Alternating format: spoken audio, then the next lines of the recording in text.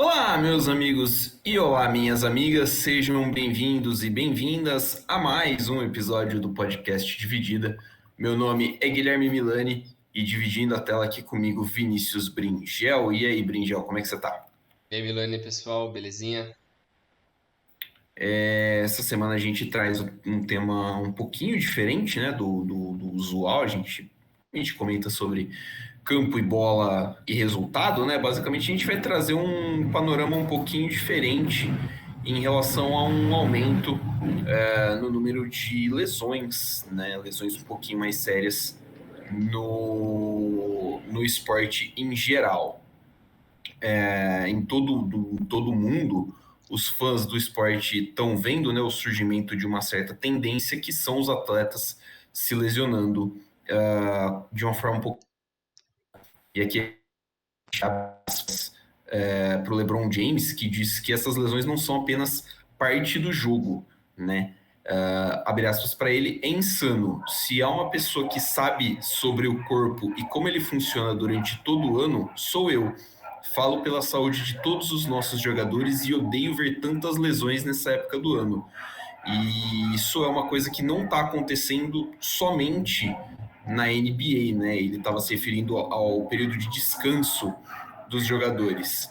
Isso acaba acontecendo também em todos os esportes, né? A gente já viu jogadores de futebol também reclamando, principalmente os europeus reclamaram do aumento do número de jogos, né? Principalmente seleção e algumas copas que têm rodadas a mais. Então, isso é um movimento meio que geral no, nos esportes afins. A NFL também recentemente adicionou uma rodada a mais, então é algo que já vem acontecendo, né, Brinjal? Exato, porque querendo ou não, a gente sabe que o que gera o dinheiro são os jogos, são os torneios, e quanto mais passa na TV, mais a TV ganha com isso, os patrocinadores também lucram mais com isso, e as equipes também lucram mais com isso, porque elas vão vender mais ingressos, vão vender muito mais coisas relacionadas aos atletas e aos jogos, né? Então, quem sai perdendo, de certa forma, são os atletas, porque eles são quem fazem o negócio acontecer, né? Fazem a máquina girar. E eles acabam sendo muito prejudicados sobre isso. Você até falou sobre o futebol, né? É, em outros esportes também, nas ligas americanas, né? Que tem os torneios mundiais, que geralmente acontecem durante as off-season, né? Então, no caso do basquete, que tem a Olimpíada e tem o Mundial. Tem muita crítica dos atletas querendo participar também do Mundial e da Olimpíada, mas isso é no período de descanso deles. Então, se eles não se prepararem bem durante a temporada regular, consequentemente, eles vão chegar mais desgastados para uma Olimpíada ou para o Mundial, e isso prejudica a qualidade do evento, né? Eu até vi hoje uma matéria que a NBA vai começar a mudar, vai começar a colocar um pouco mais de regras em relação ao que os times vinham fazendo nos últimos anos de no que eles chamam de tipo horário nobre da TV americana, sei lá, no domingo à noite, no sábado à noite, as equipes estavam poupando os jogadores. E isso, querendo ou não, é frustrante para o cara que está pagando para ir lá ver o jogo para ver a estrela, e a estrela está no banco lá coçando, porque está descansando para um jogo mais importante que tenha semanas seguintes, ou para o cara que está assistindo na TV também, que dispôs um tempo da vida pessoal dele para poder curtir ali. Ele não tá conseguindo ver os jogadores que ele gosta e tal. E, e a NBA, o comissário lá, falou que vai começar a infringir um pouco mais de regras em relação a isso. Não foi muito detalhado ainda, mas vai haver mudanças em relação a isso. Era uma prática que estava se tornando cada vez mais comum, né? É, Os times pouparem as estrelas e tal, principalmente também por causa do risco de lesão, né? é, Querendo ou não, a gente vai falar um pouquinho mais sobre isso, mas o basquete é um esporte onde ocorrem muitas dessas lesões, então a galera fica um pouco com medo, porque assim, quanto mais dinheiro rola, né? Tipo, você chegou a citar que quanto mais transmissão tem, mais dinheiro sobe nas TVs. Eventualmente, rola mais dinheiro para as franquias também, né? A NFL aumenta o salary cap todo ano, uhum. então os salários tendem a ser maiores. E aí o dono da franquia ou o general manager vai pensar que é o dinheiro dele que está se machucando e você não quer Sim. pagar um cara para ficar machucado. né? Acho que Exato. esse é um dos principais pensamentos também. É igual a data FIFA, né? A data É, FIFA no futebol, quando os clubes se sentem prejudicados porque o jogador vai pra lá, se machuca, igual tem o famoso vírus FIFA, né? Que é quando os caras vão lá, se machucam no meio do futebol de seleções e voltam pra equipe fudidos. Até eu tava vendo essa semana também, porque na NHL, os últimos dois ciclos de Olimpíada de Inverno, os jogadores da NHL não foram, né? Que foi a do ano passado, que foi na China. 2018, eu não lembro de onde foi agora, mas os dois últimos ciclos, a Olimpíada de Inverno não tem os jogadores da NHL, que são os melhores jogadores do mundo, obviamente. Então você espera que os melhores jogadores do mundo façam parte das Olimpíadas. E teve muita cobrança por parte dos jogadores que eles querem participar, eles querem ter os torneios entre seleções com os melhores do mundo, mas no último ano, na última vez não teve por causa do Covid, foi um pouco complicado para a China e tal, a logística não estava dando muito certo. Mas agora, durante essa off-season dessa temporada agora que está para começar, vários jogadores expressaram que eles querem sim e estão dispostos a abrir mão de jogos e dinheiro da NHL para poder ir para lá. E agora só cabe a Federação Internacional, Federação Olímpica Internacional e a NHL entrarem em um acordo em relação ao seguro dos atletas, né? Porque sempre tem um seguro em relação a cada jogador, são por volta de 250 atletas da NHL que iriam para a Olimpíada. Tem todo o custo de transporte, de hospedagem e todo o seguro, então é uma conta ali assim, quem está disposto a abrir um pouco mais ali para fazer isso acontecer, mas os atletas já estão totalmente dentro desse plano. é curioso, né? Teve esse, um movimento partindo dos atletas pela vontade de jogar, né? Acho que é legal pela representatividade, né? É, Pelo confronto, assim, acho que é bacana. É, só um adendo, a Olimpíada de Inverno de 2018 foi em Pyeongchang, na Coreia do Sul. verdade. E a próxima vai ser na Itália, em Milão Em e Milão, né? outro negócio ali. É Milão e outra coisa. Essa vai ser a próxima. E a próxima Olimpíada Normal de 28, eu acho que é Los Angeles. Tem Paris 24, né? Paris 24 e depois Los Angeles 28, eu acho. Isso. É, cadê? Ixi. E eu acho que até 32 vai ser a Austrália. Já tá anunciado também. É, tava meio certo, assim, já se não tá no estado, tava Milano Cortina, né? É, Cortina é Cortina d'Ampezzo, que é uma regiãozinha ali no nordeste da Itália. exato.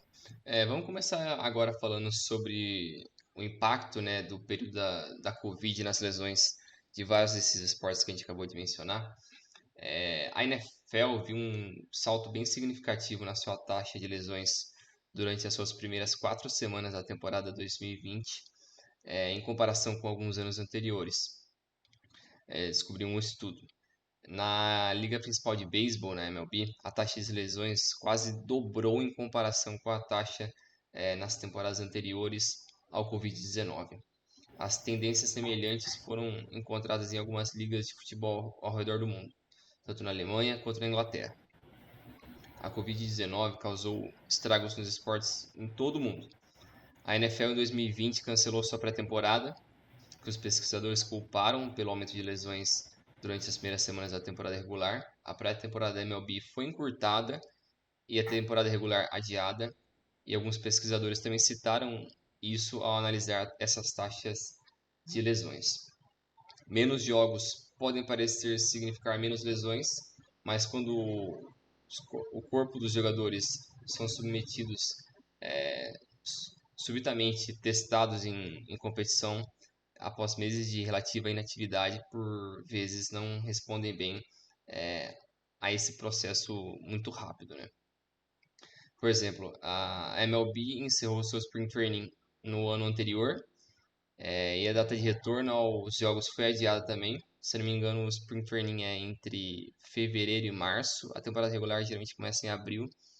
E foi encurtado para, acho que 70 jogos a temporada regular daquele ano. Então diminuiu bastante, ficou quase 3 meses todo mundo parado em casa até decidir realmente que ia acontecer com a temporada regular. Eventualmente o treinamento começou novamente no dia 1º de julho e a data da temporada regular foi realizada em 23 de julho. O beisebol disputou uma temporada limitada, tá aqui, limitada a 60 jogos em vez dos 162 completos.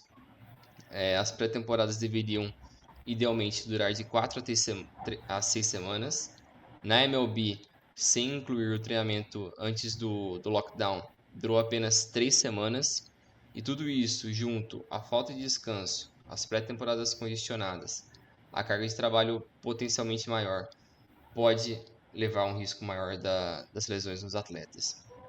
Na Premier League, não teve uma pré-temporada regular nesse ano do Covid, e ainda teve uma agenda de jogos lotada.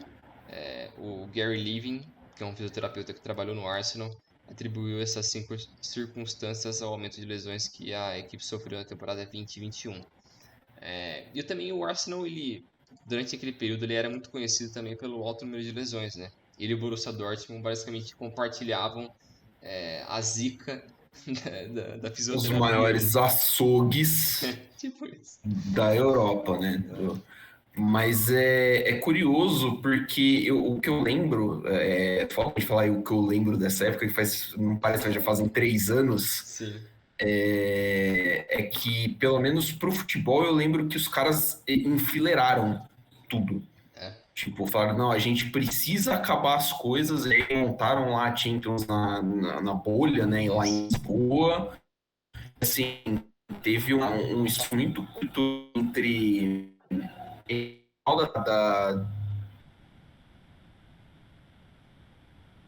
era 9 eu acho que é isso. E assim, cara, ficou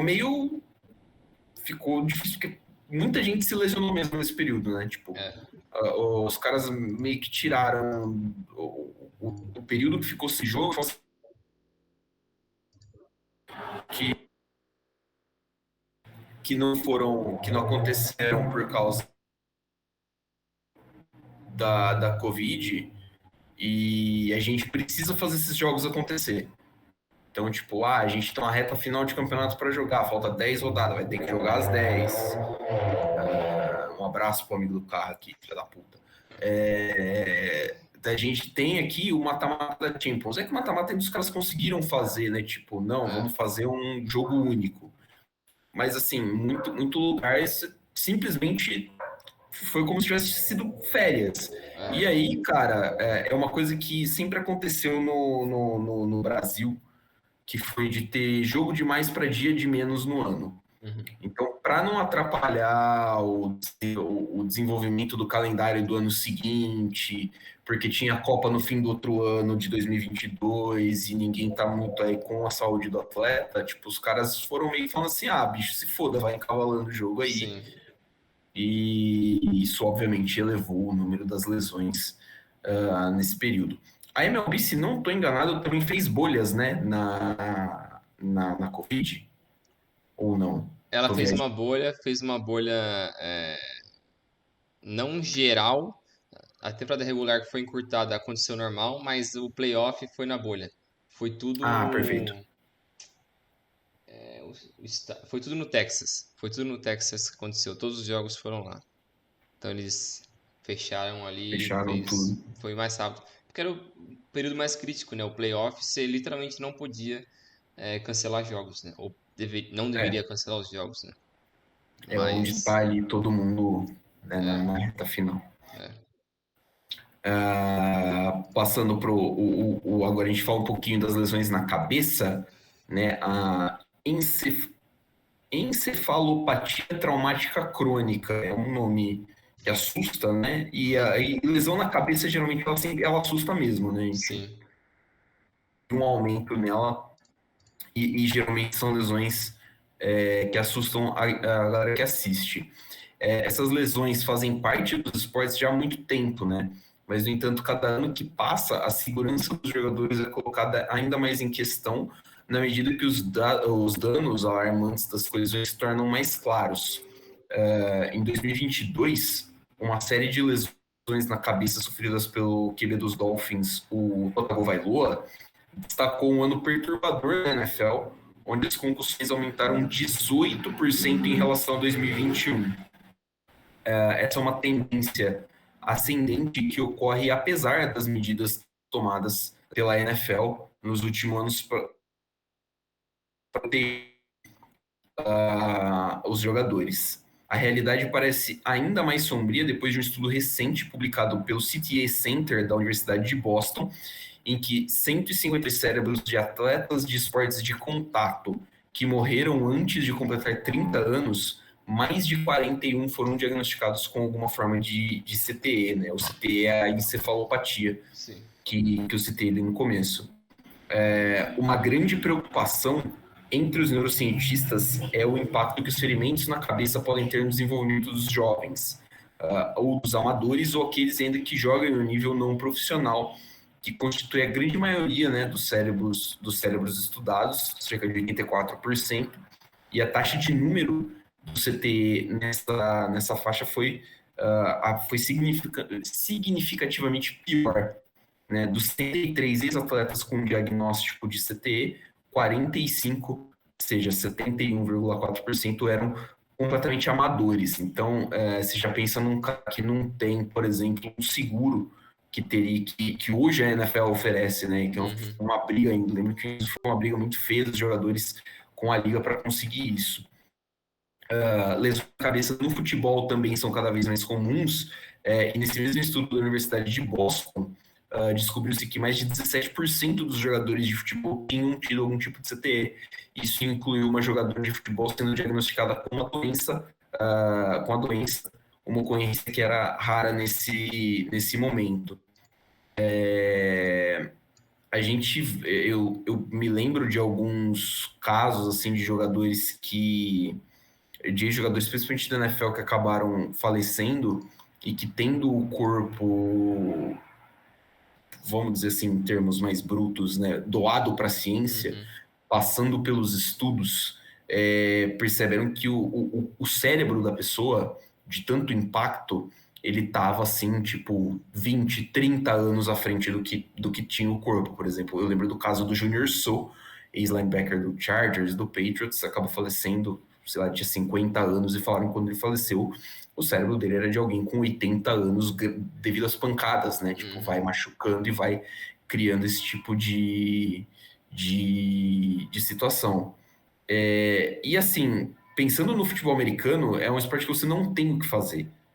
Porque assim, a cabeça do jogador tá ali e é um esporte de muito contato físico. Então, tipo, a NFL tem regra para diminuir o contato de capacete com capacete, de punir jogador que costuma ir com cucuruco, assim, da cabeça para carregar a bola, costuma baixar a cabeça e não pode mais. Mas é meio que um reflexo do jogo, né? Tipo, o cara ele é ensinado a fazer isso desde pequeno. É natural, é igual alguns esportes de combate, né? Então você vê É, MMA, boxe, Muay Thai, essas coisas assim. Geralmente os que têm um contato mais repetitivo, no caso do boxe, que o boxe tem, sei lá, você toma 100, 200 murros na cabeça. Pode não ser um super golpe, porque a luva é mais grossa do que no caso do MMA, que é uma luva de 4 onças, né? Que é uma pequenininha.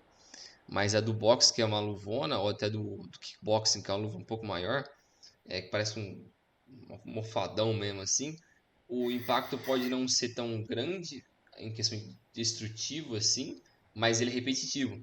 Então, você é, constantemente tendo esse contato acaba sendo prejudicial. Então, vários desses boxeadores, sei lá, desde o início lá dos anos 20, anos 30, até anos 80, 90, vários boxeadores hoje, depois mais velhos, né?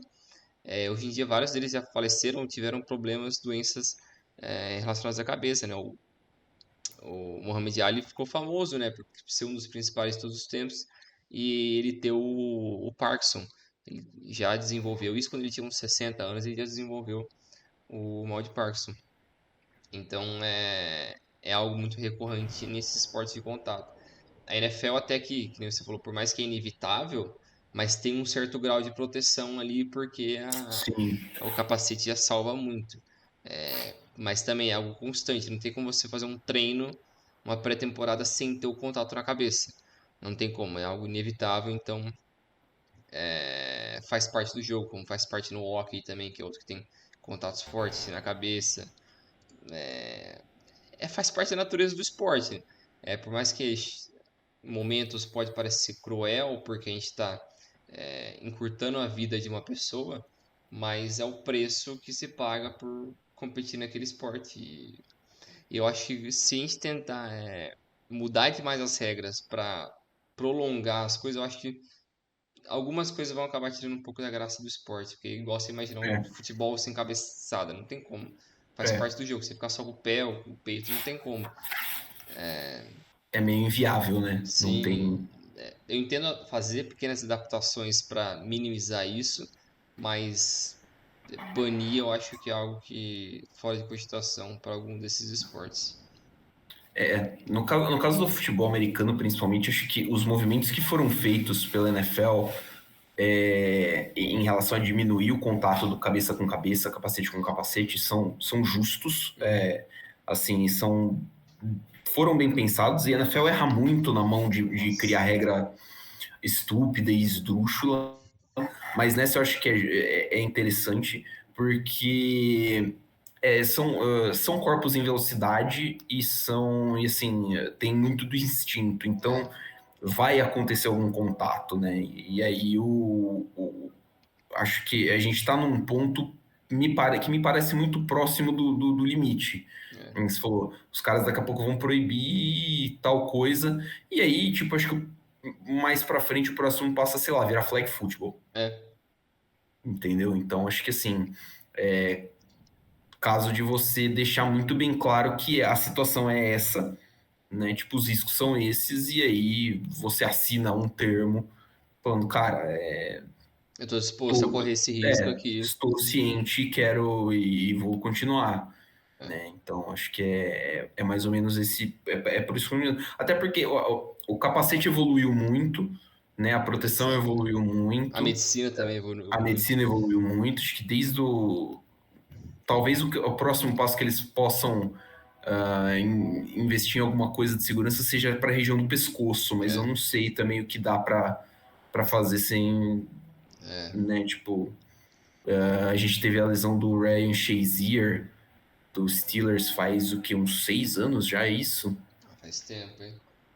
Faz um tempinho Até e o, assim, até o próprio Andrew Luck também, né? O Luck também teve problema na coluna, né? teve um problema na coluna. Não lembro Ah, tem exatamente o que o era. rapaz do Bills, né?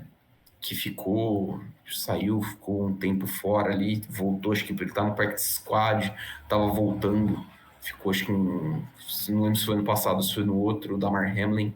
Uhum. Assim, são lesões mais para a área do pescoço do que para a área da cabeça e que pode ser o próximo passo. É, Mas assim, que também aí já vai afetar um pouquinho mais o movimento dos jogadores, a gente não sabe exatamente o que vai virar com isso. exato. Agora falando um pouco da lesão de ligamento cruzado anterior, que em inglês a gente conhece ela como ACL, mas constantemente a gente vê no noticiário, nas páginas de esporte, que é uma lesão muito perigosa que acontece entre quase todos os esportes mais populares do mundo. É uma lesão do ligamento é, que se encontra em qualquer prática de esporte, mas é crucial para o movimento do giro, para a corrida e para a aterrissagem. Todos esses elementos são chave em esportes como futebol, tênis, rugby, basquete, e a lista pode ser infinita.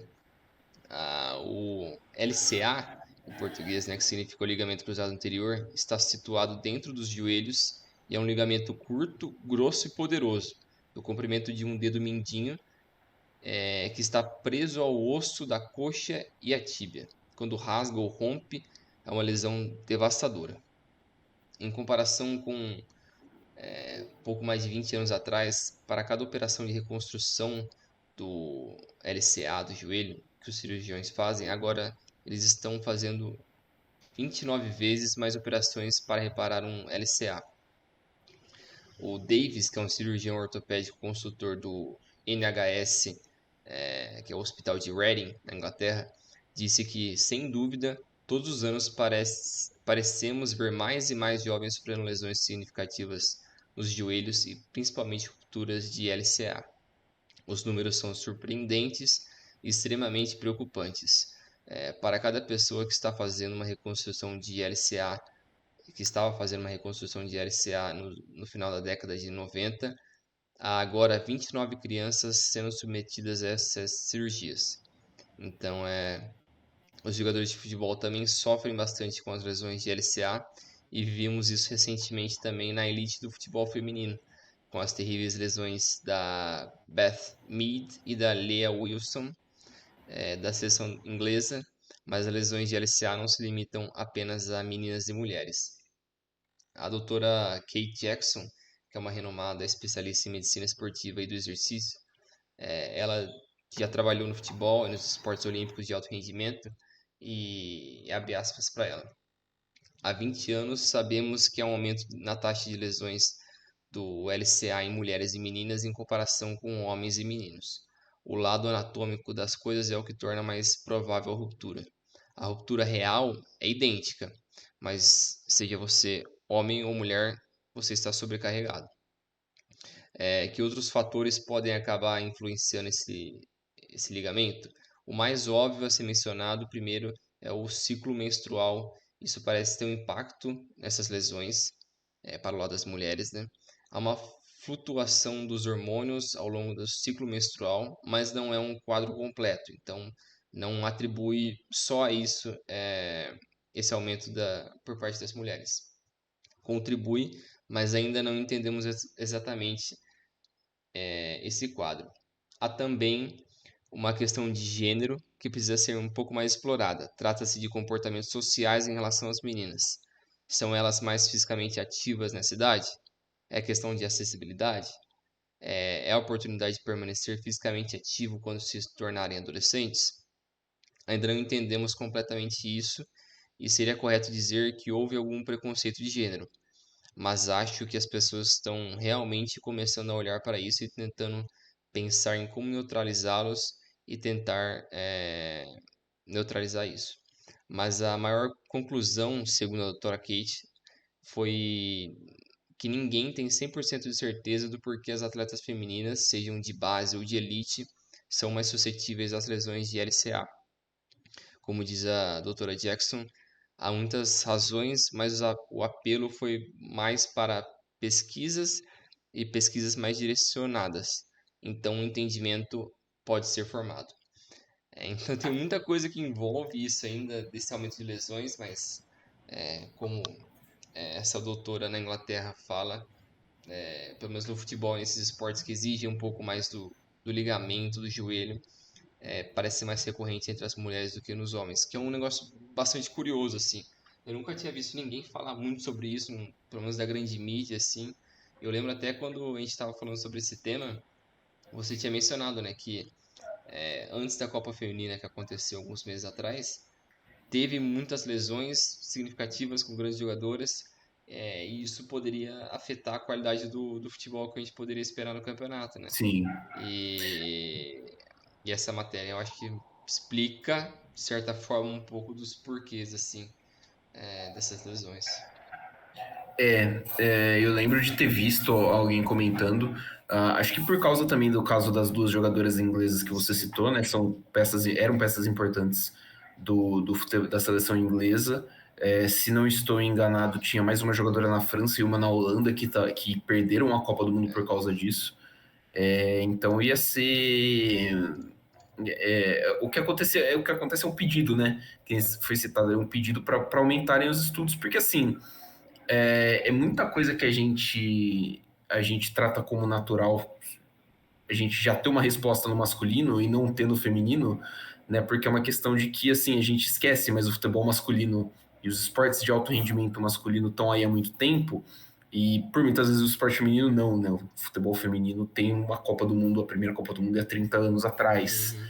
E sei lá, se 10% das jogadoras que jogaram aquela Copa do Mundo eram profissionais na época, eu acho que era muito. Sim, sim.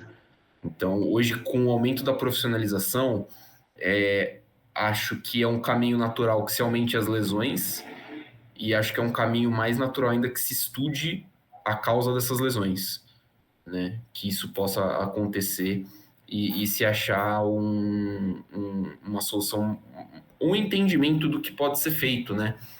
Para que não tenha tanto esse impacto exclusivamente em cima das mulheres. Porque assim, não, não dá pra gente pensar, né, numa explicação racional de tipo, é isso e não Sim, é, né?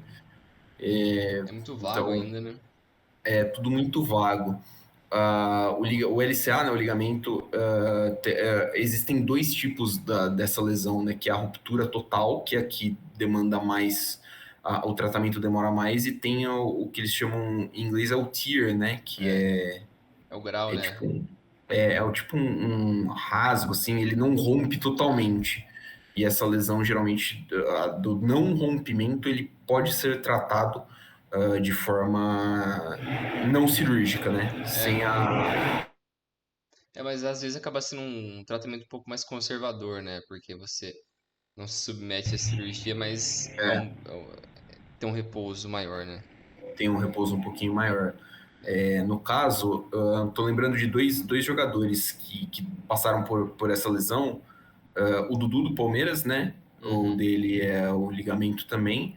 E da NFL, né? Acho que o Todd Gurley, não. Putz, agora não É lembro. o running back do.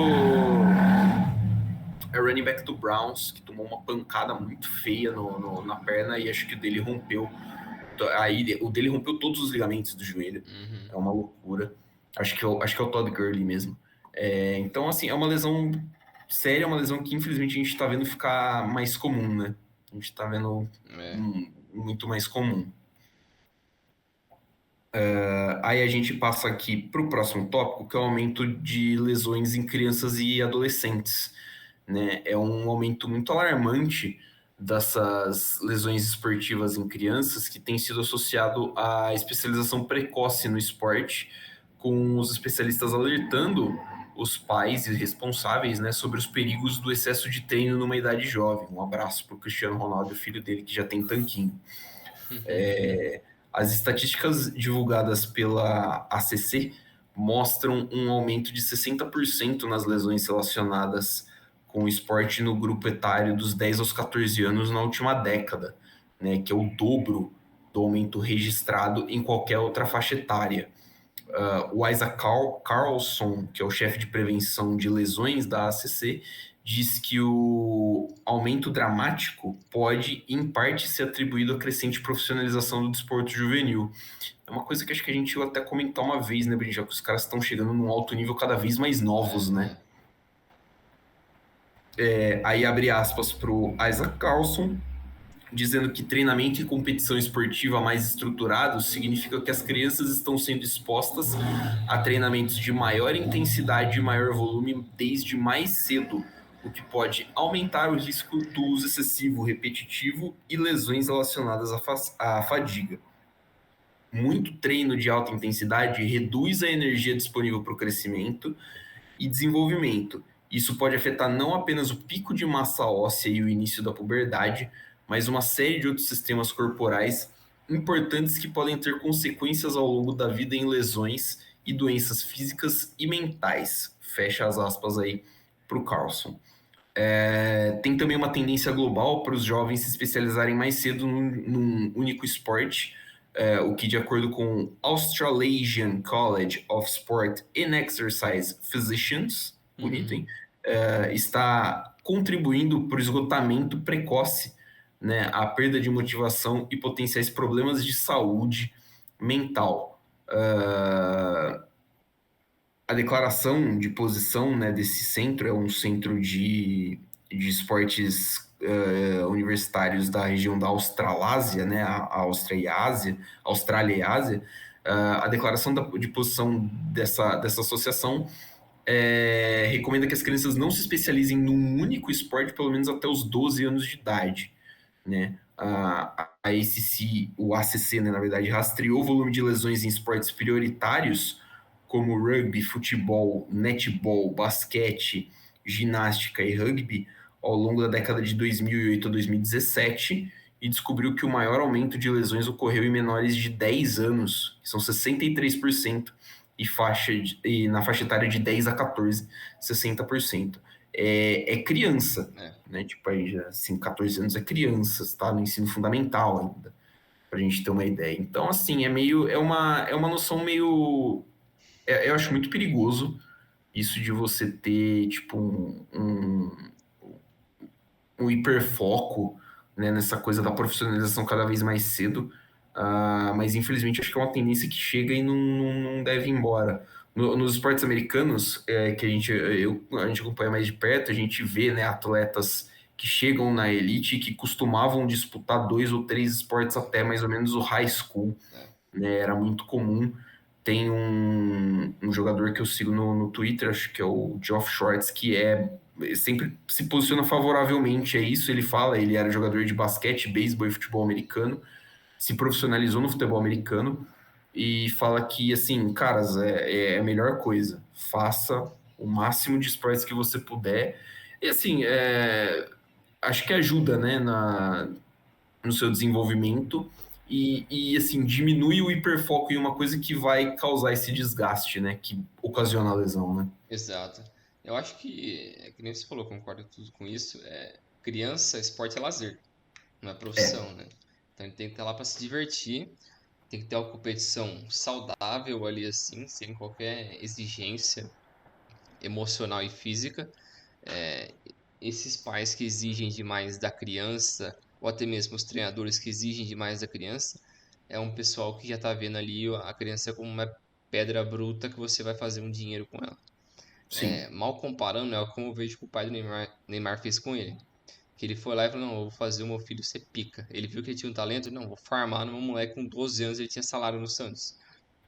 É um moleque que já não É, tinha mais vida. Ele viveu um mundo que não existe, que não é real. Ele não soube o que é ser criança. Ele não soube o que é ir pra escola e ficar fazendo besteira. Ele não soube o que é dar rolê na rua. Então ele perdeu a noção de realidade. E eu acho que isso é um pouco do motivo dele ser tão alienado hoje em dia e fazer as merdas que ele faz. É, que todo mundo fica sabendo, enfim, vai. e acho que assim, atrapalha também, né, no sentido de que sempre que ele entrava em campo, antes de se formar como um adulto, né, tipo, sei lá, adolescente, você não ter a liberdade de errar, de ir mal, É, tá ligado? Porque quando criança, né, porra, se a gente tem que se cobrar para quando sobe um moleque da base no nosso time, a gente tem que é, se cobrar para lembrar, pô, é um cara que tá subindo um nível na carreira, né? Ele é. vai oscilar. Imagina mais novo. Então, assim, imagina-se que a cobrança em cima dele nessa época já era muito grande. Isso afeta o desenvolvimento de várias formas, de várias formas. É um impacto que a gente não consegue mensurar. E o que você falou também de fazer vários esportes, né? Enquanto ainda é criança, adolescente. Isso de o que ele potencializa o seu esporte, entre aspas, final ali que você vai se profissionalizar, é gigante.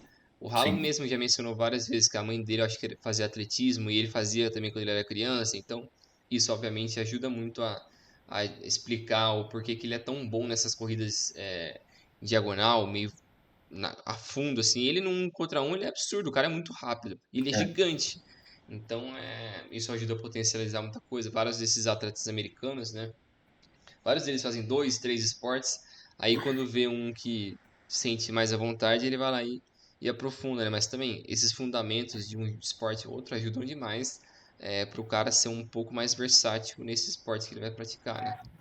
exato. Eu lembro de um jogador que eu gosto muito porque ele frequentou a universidade que eu torço, né, nos esportes universitários, que é o Devon Allen.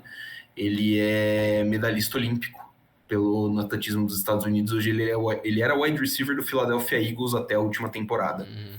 Mas, assim, é um outro caso disso que você falou.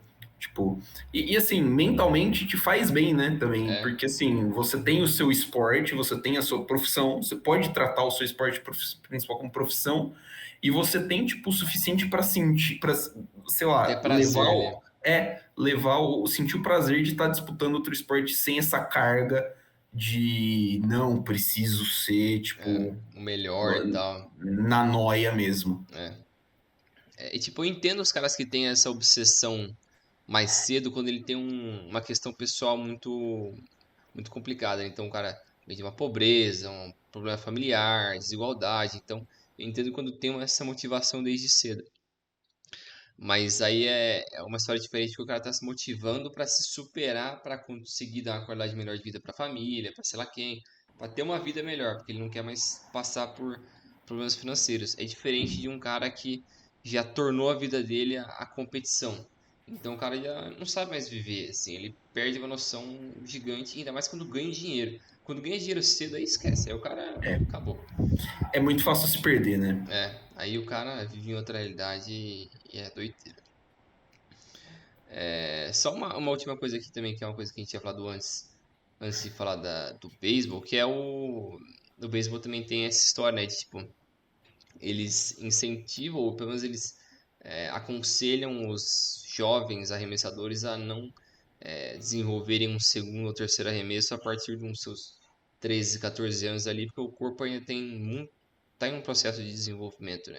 E como a gente vai falar um pouco mais depois, mas o arremessador e o beisebol ele é um esporte que exige muito do cotovelo, do ombro, que são partes que nessa idade é muito sensível. E quando você vai buscar um novo arremesso, tem nuances ali de como você segura a bola, como você mexe o cotovelo, onde você colocar mais força ou não, que, que é para uma criança que é muito frágil ainda tudo no seu corpo, ainda está num processo que ainda vai evoluir muita coisa, você fazer uma exigência física tão grande, a chance de quebrar ou você desgastar tanto, que quando você chegar num processo mais adulto, você vai estar totalmente mal desenvolvido, é muito grande, né? Então eles evitam bastante isso para não exigir tanto da criança.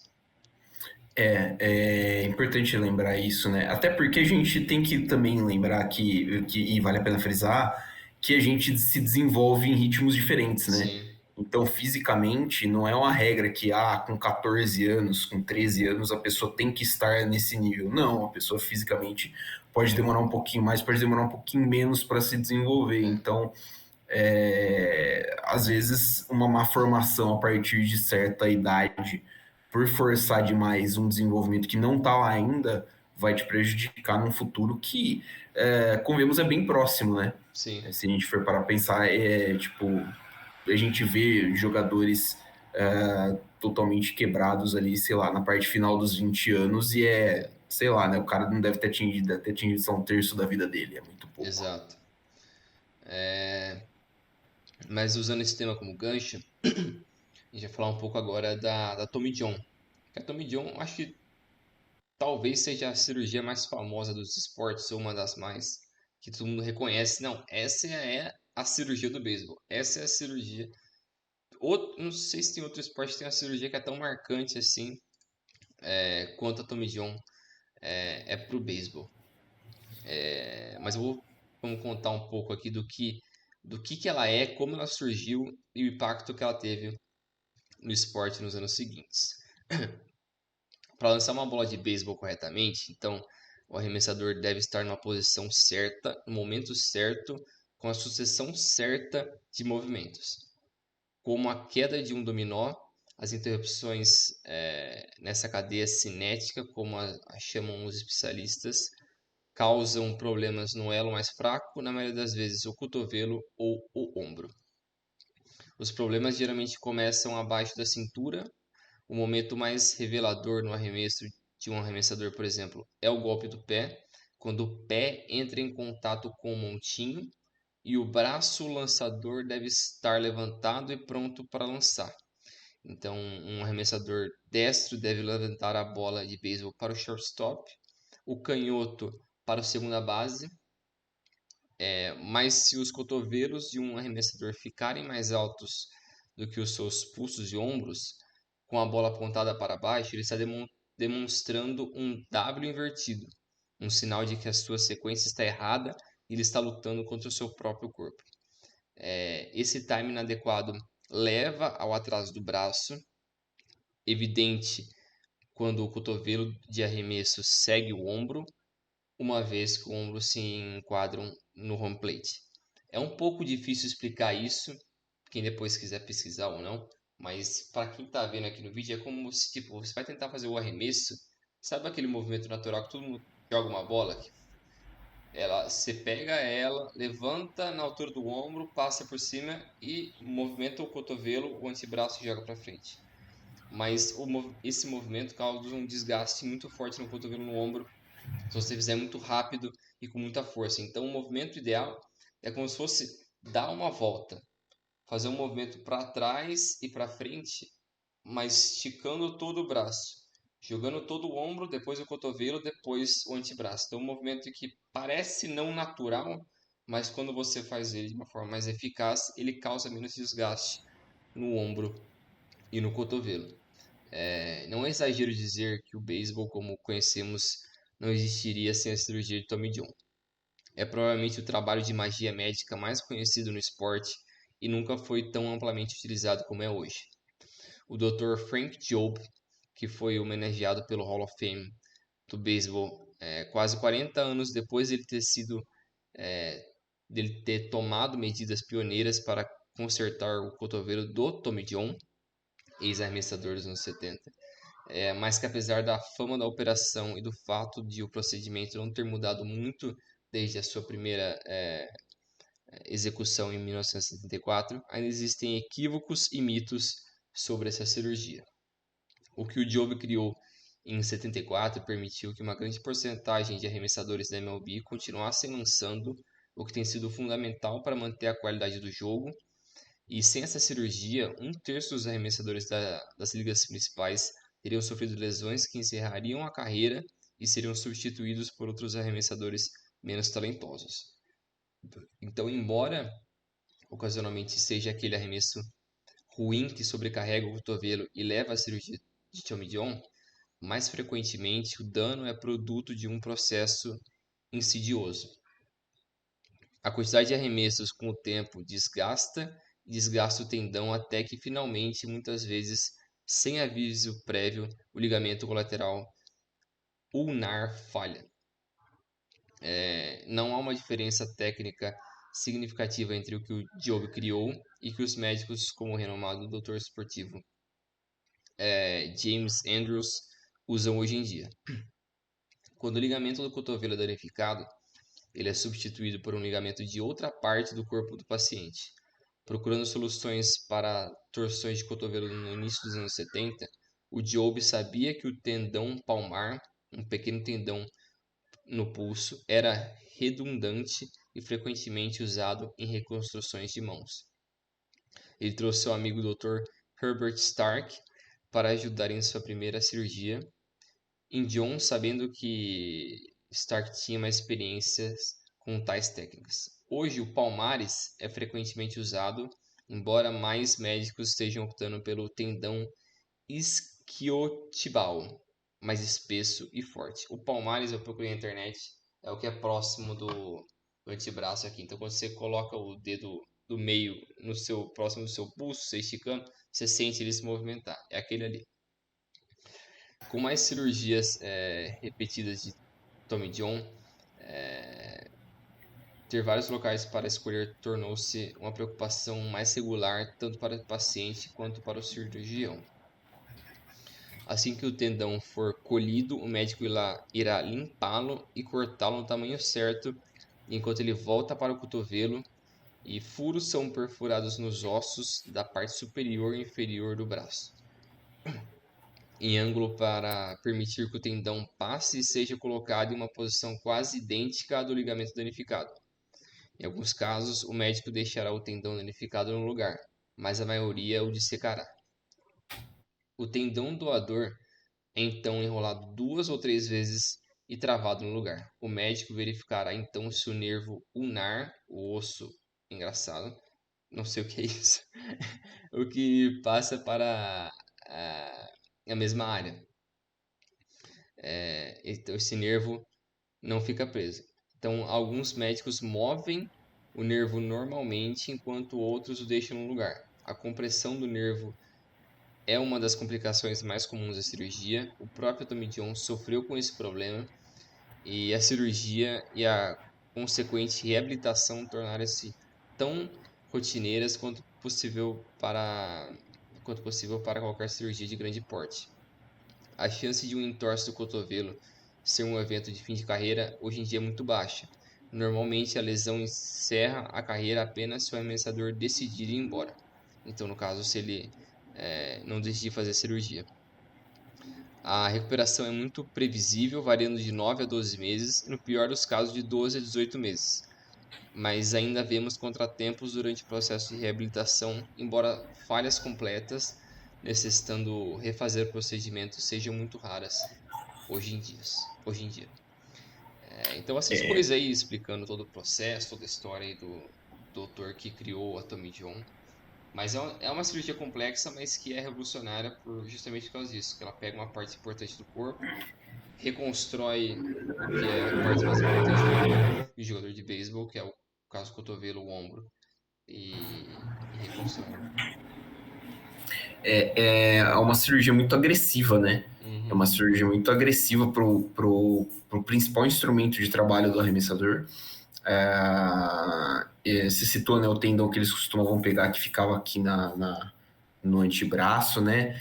E aí depois tinha o outro, o tendão isquiotibial, é o da coxa aqui, da parte de trás, Hum. né? Então, Parece ser maior dá para esse, pegar durante. esse. Acho que né, um pouquinho mais comprido e tal. Imagino que tenha uma força parecida, É, né? Já que fica perto do que é mais ou menos o cotovelo da perna, né? Que é o sim, joelho. é. Então, eu lembro de uns anos atrás, quando eu comecei a acompanhar o beisebol, de que a Tommy John era um bicho-papão. Assim, Sim. até, sei lá, uns 7, 8 anos atrás. Acho que até mais recente, né? A Tommy John era um negócio assim que assustava bastante. Falei assim, ó, o cara vai precisar passar pela cirurgia. A gente não sabe se ele volta assim, tipo, bem ou mal. É, Era uma cirurgia um pouco menos comum, o que acaba sendo também o retrato, né, do aumento do número de lesões. sim. Mas uma coisa que chama atenção é que o aumento da prática da cirurgia também aumenta a quantidade aumenta que a experiência do cara que tá fazendo, né? Tipo, Sim, é. quanto mais você faz, melhor você fica, né? Então, tipo, a tendência é que você vá aprimorando. Que nem você citou ali no texto, o tempo de recuperação é basicamente o mesmo, né? Dura em média 12 meses, mas hoje acho que os caras voltam num nível. A percepção que eu tenho, pelo menos, é que os caras voltam num nível um pouquinho melhor, né, da cirurgia do que eles voltavam uns anos atrás. Exato. Eu até abri o documento aqui sobre a Tommy John, até esqueci o nome do analista que fez isso, mas é um documento mais absurdo que eu já vi na minha vida. Nos Estados Unidos tem 44 cirurgiões hoje, não, na história, né, que já performaram a Tommy John.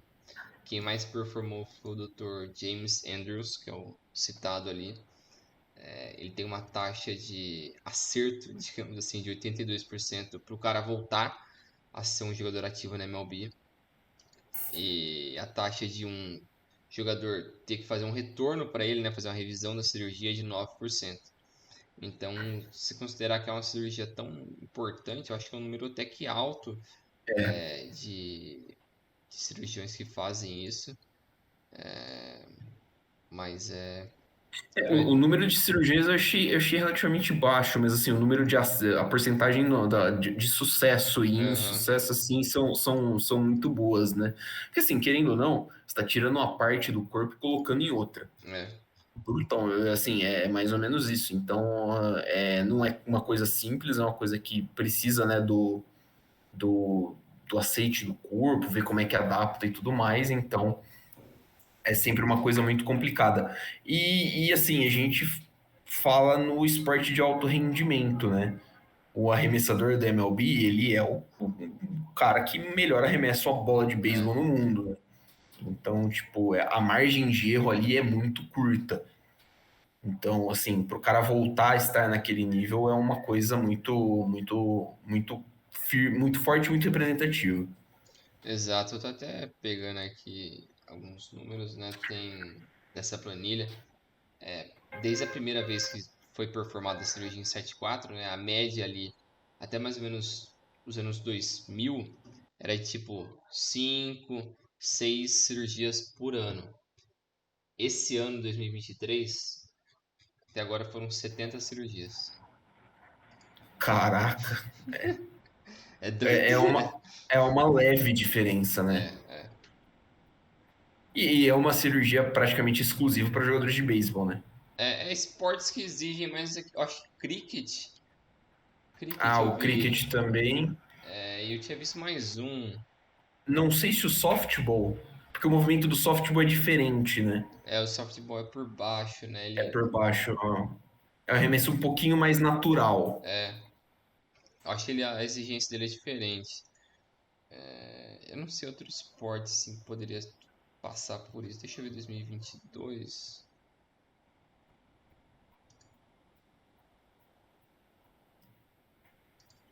2022 aqui. Cadê esse número?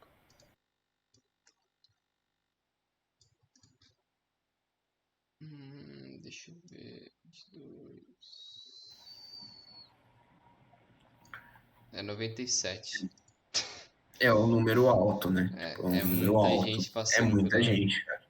Ah, se você considerar que a gente tá em setembro, né? O dado provavelmente não deve ser assim, tipo, deve ter, sei lá, um mês de defasagem, né? A tendência eu imagino que seja até superar o do ano passado.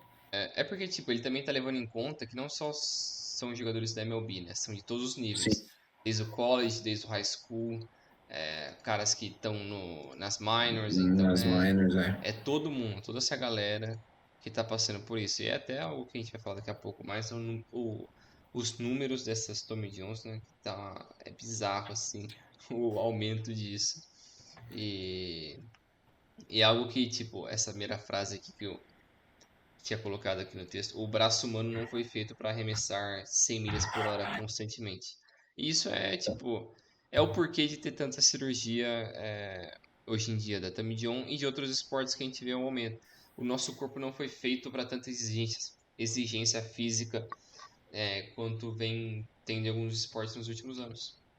É basicamente isso, né? É consequência natural. O corpo está cedendo porque ele chegou num limite Ele, de saúde, de medicina ali, que eles não conseguem empurrar mais para o cara atingir um outro nível. Ele já está sobrecarregado. E se você acaba exigindo mais, aumenta a velocidade, aumenta a força, aumenta a explosão, aumenta, o cara vai explodir uma hora, mano. O cara não vai aguentar. Aí você vai acabar tendo cada vez mais lesões graves mais cedo e encurtando cada vez mais a carreira de vários desses atletas. Porque por mais que a medicina vai conseguir criar formas de reparar essas lesões, mas nunca vai conseguir ser um corpo 100%. Então o cara é, vai sempre perder uns 5, 10% do potencial total dele numa lesão. Aí ele volta depois de 2 anos. Aí, de novo, sofre outra lesão, aí perde mais um pouco. Tem todo o aspecto psicológico e tal.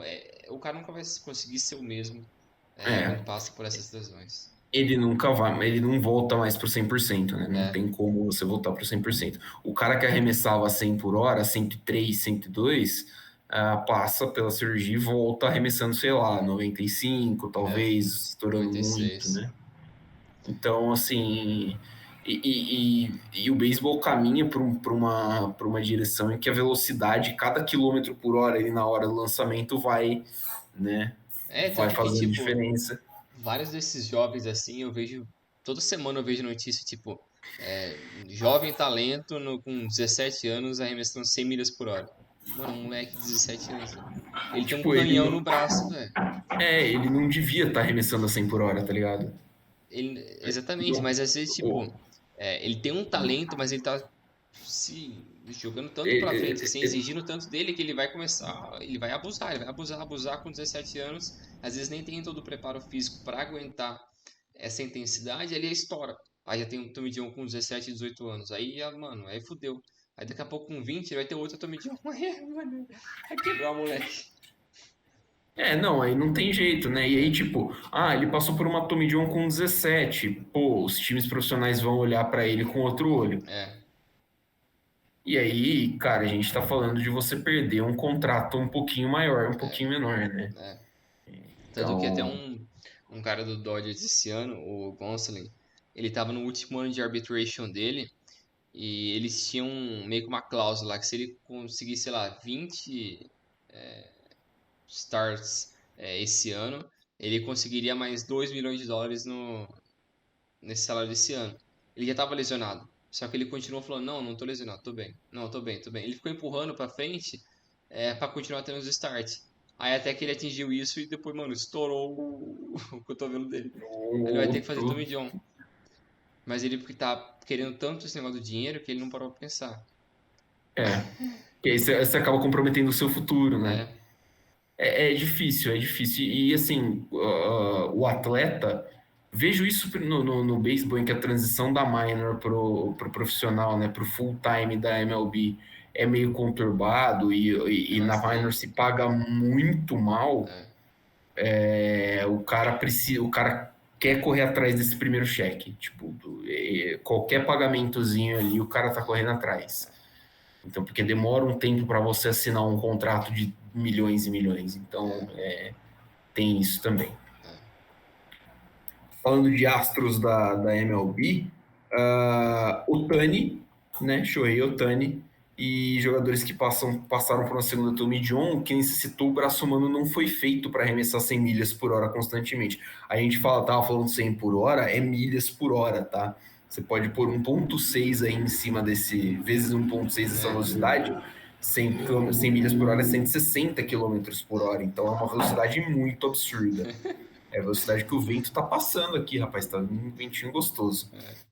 é. 135 jogadores já fizeram uma segunda John, seja ela de ruptura parcial ou completa. Desse montante, 95 voltaram a jogar pelo menos uma partida. O primeiro jogador a passar pela cirurgia de reparo foi o John Farrell em 1991. E em 2023, ano atual, né, 35,8% dos arremessadores da liga já tiveram que fazer essa cirurgia em algum momento das suas carreiras. Esse número cresceu 9% desde 2016. A maior parte dos atletas que passaram pela cirurgia se encontram entre os 18 aos 25 anos de idade, que ainda é uma idade de Jovem, início de né? carreira, É, é jovem idade de início de carreira profissional. é. Das 2.348 cirurgias registradas até hoje, 574 foram jogadores pré-draft, seja de high school ou de college, né, de ensino médio ou de college, 1.170 em jogadores das minor leagues, que são divisões inferiores da liga principal, e 604 em jogadores das principais ligas. Não tem uma combinação perfeita para a situação, por exemplo, do Shohei Ohtani.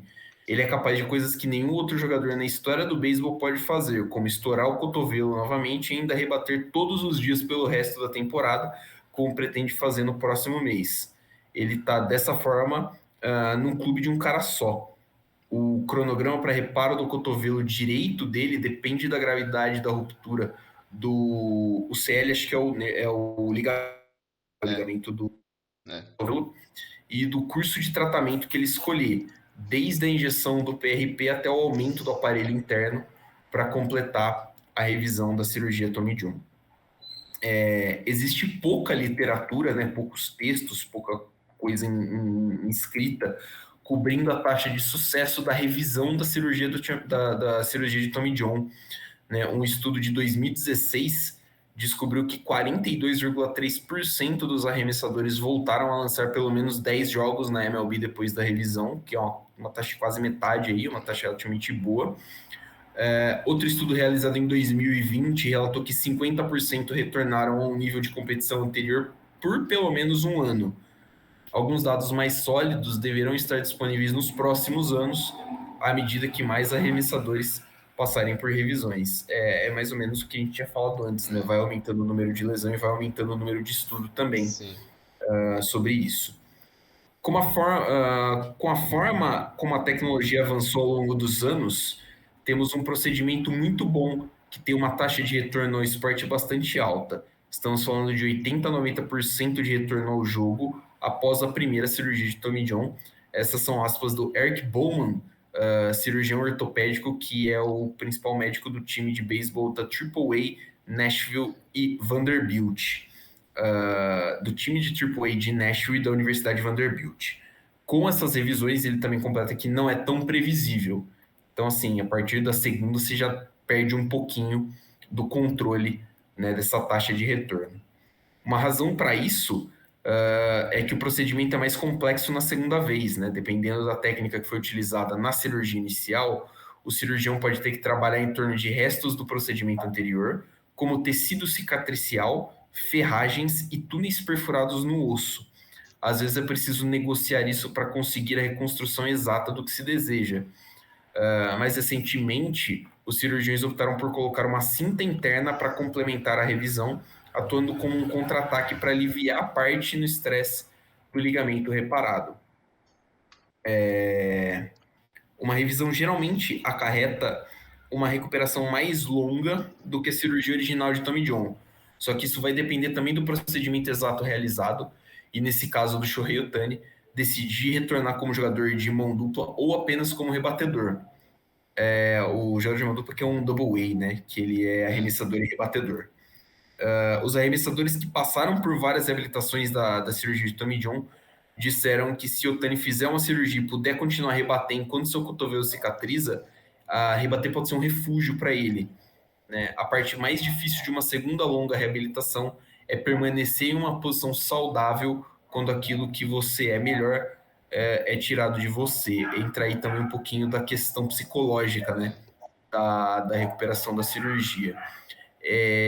Para quem não está familiarizado com o beisebol, o Shohei Ohtani ele é o jogador de beisebol da atualidade. Ele joga pelo Los Angeles Angels.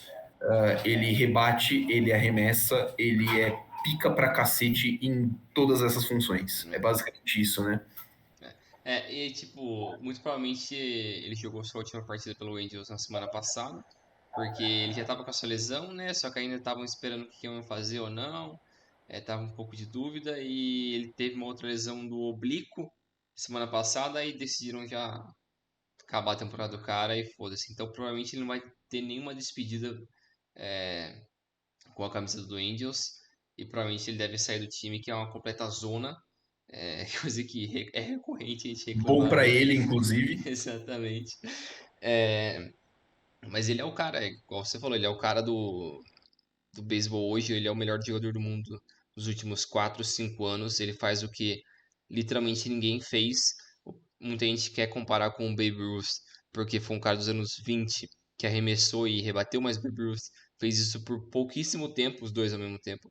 Pouquíssimo tempo, e não foi no nível que o Otani fez de forma alguma. Porque o Otani faz isso há pelo menos 4 anos, os dois num nível absurdo. Ele já passou por uma Tommy John em 2018, voltou, rebateu no ano seguinte e depois começou a arremessar no fim daquele ano, e só um pouco. Depois, no ano seguinte, voltou full time e ele já ganhou um MVP. Esse ano ele vai ganhar MVP de novo, mas ele estava a caminho de ser a maior temporada em questão de rebater e arremessar de todos os tempos. Ele ia ganhar os dois, ele ia ganhar Cy Young e MVP. E ele estava na corrida Que loucura. para ganhar o Triple Crown dos dois, de rebater e Que arremessar, loucura, o que é cara. bizarro, não faz sentido nenhum. Não é Golden Bat, né? É o de Slugger, né? O Ah, o prêmio Silver lá do. Slugger. Silver Slugger, é É, verdade. é uma insanidade isso, cara. É uma insanidade. É uma insanidade. Não faz sentido. Porque a perícia que você precisa ter para rebater uma bola em alta velocidade, né, para arremessar a bola, diferentes arremessos, é uma loucura. O Otani é um. Eu lembro da febre quando ele estava chegando na MLB, né, para É, onde que vai, o que vai acontecer e tal, e não sei o que tem. E aí ele chega e ele é uma estrela, né? E é, aí, assim, uh, ele continuar, ele chegar nesse nível de precisar fazer uma segunda cirurgia é um pouquinho também do que a gente falou, né? Assim, que ponto que a gente chegou como esporte, né? é. Que ponto que tá, que a gente não vai conseguir desfrutar por muito tempo Do talento do do cara. Otani completo, né? Exatamente. O cara chegou num nível que ele não consegue. Por mais que ele geralmente ele tem um dia a mais de descanso para arremessar, mas ele nunca descansa para rebater. Então ele bate todos os dias e só descansa no pro arremesso, né? Então é um cara que exige muito do corpo e ele falou que se ele quisesse aposentar um dos dois, não, vou parar só parar de rebater, fico só arremessar, vou parar só de arremessar, vou só rebater, ele seria possivelmente maior de uma dessas posições, mas ele quer fazer os dois.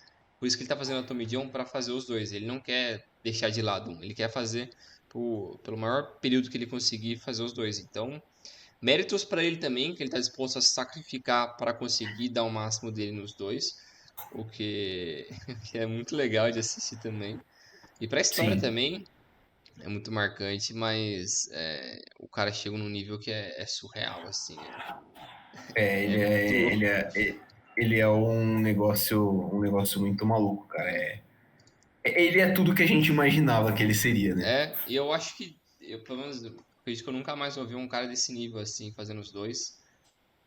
E não tem como comparar em outro esporte um cara que faz os dois, assim, porque é uma dinâmica do jogo que não tem outra coisa. Não é tipo se colocar um cara que é goleiro e atacante no futebol, porque a dinâmica não funciona do mesmo jeito. Mas é como se o cara fosse tão bom quanto os dois. E ele quisesse, não, hoje eu quero ser goleiro, amanhã eu quero ser atacante. É Eu basicamente isso. vou.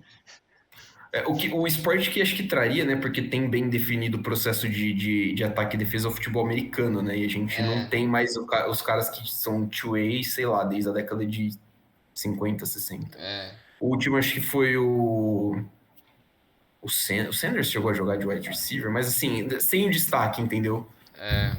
é, não acho que foi Sem num o, nível absurdo assim. sem o destaque de ser tipo o cara mais pica de cada posição. Não tem. É muito doido isso. Mas enfim. Passar aqui uns números de umas estatísticas importantes desses esportes, assim, e dessas lesões. Atletas profissionais têm um risco de 33% ao longo da sua vida de sofrer uma lesão que levará a uma incapacidade permanente. Então, um número gigante para todos os esportes ao redor do mundo. O basquete tem a maior taxa de lesões entre os atletas profissionais, o que também é um número alarmante para um esporte que tem um contato físico, mas a dinâmica dele, igual a gente estava falando antes, é muito exigente também, porque são caras na média, de 2 metros de altura, 1,90 a 2 metros, todos pesam mais que 100 quilos e ficam pulando feito uns loucos. Então É, é natural que o corpo deles não aguente tanta coisa também. é, Na NFL, mais de 50% das lesões estão relacionadas às extremidades inferiores, então joelho, tornozelo e pé. A faz incidência, sentido. a incidência geral das lesões na Premier League é de 1.000 lesões a cada 100 mil horas de jogada de futebol. Então é muita coisa também.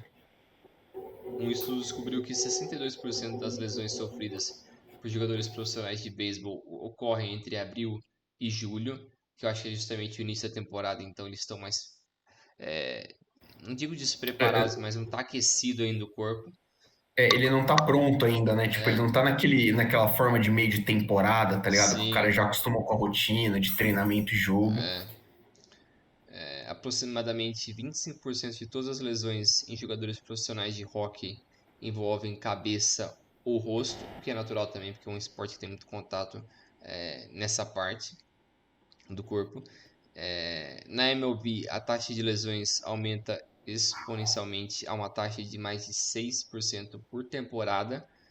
Então, é outra coisa bem severa, assim, apesar de não ser um esporte de contato, mas ele é muito de explosão, de picos de explosão, então muito rápido você tem que girar o corpo para rebater, você muito rápido você tem que girar o corpo para arremessar ou para pegar a bola, pular, então são picos de intensidade que eu acho que levam ele a ser muito perigoso também. Sim. Um estudo descobriu que 9,2% das lesões em jogadores profissionais de vôlei estão relacionadas ao ombro, que também natural para o movimento do esporte. Repetitivo. E mais de 50% dos atletas profissionais sofrem algum tipo de osteoartrite após a aposentadoria. Então É de o novo, desgaste, né? É o desgaste ali das juntas, né? Você acaba. Não tem jeito, você acaba desgastando o atleta faz muito mais esforço nessas regiões do que a gente que não é atleta de alto rendimento, né? e às vezes tipo o cara nem tem um preparo ao longo de toda a carreira dele. Então um preparo de É, aquecimento, fortalecimento, sei lá, fisioterapia, medicina, um monte de coisa que ajuda a ter uma qualidade melhor de prolongar o esporte e depois a sua vida pós-profissional continua bem. A maioria deles não tem durante todo esse período, sei lá, 20, 25 anos, desde pré-profissional ali, quando você é adolescente, até Sim, profissional, você não tem todo um preparo durante todo esse período. Então, você pode cometer vários equívocos ali que vão custar um tempo da sua vida depois quando você for mais velho, né? vai te limitar um pouquinho É, mais, né? é. Então, Então, é isso, assim. é basicamente isso, né? O esporte de alto rendimento, ele é prejudicial para o corpo, né? É. A Ele não faz bem. gente, ele não é assim, ele não faz bem, né? A gente é, é loucura fazer isso, porque assim, a gente quando pratica o esporte, pratica atividade, a gente tá fazendo bem para o nosso corpo, porque a Uhum, gente principalmente não força ele a níveis que os caras sim. do alto rendimento fazem, né? Então, essa é a grande diferença. É. Mas é isso, eu acho que cada esporte tem a sua nuance, tem a sua Sim, peculiaridade ali do que partes do corpo que podem se desenvolver um pouco mais, assim, partes que são um pouco mais frágeis, partes que o esporte ou a liga principal profissional ali pode ajudar a proteger alguns desses atletas, como a gente falou da NFL e tal, da grama sintética, das lesões no pescoço e na cabeça. Então, eu acho que constantemente vai haver essa evolução, mas constante também vai haver um aumento dessas lesões graves, porque é sim. inevitável para o que o esporte chegou, que é dar uma prioridade para o jogador mais atlético, para esse atleticismo que é mais flash, chama mais atenção, é mais atrativo para todo mundo, mas ele, para o atleta em si, o corpo dele não está pronto para isso, e eu acho que nunca vai estar. É, acho que o limite do corpo humano vai chegar primeiro. A não ser que a gente comece, que o ser humano comece a desenvolver aí, é, não drogas assim, no sentido né, de drogas, mas sei lá, um anabolizante, alguma coisa assim que fortaleça essas coisas, e ele seja permitido, né? Porque É, tem pode muita coisa ser. que não é permitido, mas acho que, assim, se os caras quiserem continuar mesmo testando o limite do físico, o caminho vai ter que ser esse, É, porque, né, não dá pra exato. gente construir um monte de ser humano perfeito, né? Exato, e tipo, tem que ser algo bem regulamentado, porque se você abre as pernas pra tudo, pro cara começar a sair injetando um monte de coisa, vai virar uns robô. Os caras vão Vai ser virar a impossível, zona. né? Aí quebra um pouco da graça também do esporte, né? Exatamente. Embora eu pessoalmente seja muito favorável a gente ver seres humanos extremamente anabolizados praticando esportes para saber qual que é a loucura, até que ponto a gente Os chega, caras bugados. né? Tipo, mano, mete lá uns caras rapidão, fala pros caras, tipo, eu não sei exatamente o que o atleta do atletismo toma para melhorar o É. rendimento dele, né? Então, tipo, para não falar merda aqui, eu não vou falar nada. Mas, tipo, as drogas que os caras usam, tá ligado? Para dar o reforço, bota lá 5 caras igual o Louis Armstrong, tipo, pedalando igual maluco Uhum. no Tour de France, sei lá. Eu acho que seria, né, a fins de entretenimento, seria legal. Esse é o único período que dá pra usar essas coisas. É o único período em que o doping é aceitável. Mas é isso aí. Valeu, pessoal. Valeu, Milani. Até a próxima. Valeu, Bringel, valeu, pessoal, pela paciência, né, por ter ouvido aqui a gente falar de um tema que não é tão usual, as lesões, acho que é um tema legal da gente se discutir, um programa que vale a pena fazer sim. Valeu, então, um abraço a todos vocês, valeu, Bringel, um abraço para você também, siga-nos nas redes sociais, @dividida podcast, me confundi aqui, mas é isso mesmo, @dividida podcast, em Twitter, Facebook e Instagram. Não estamos no Threads nem no LinkedIn.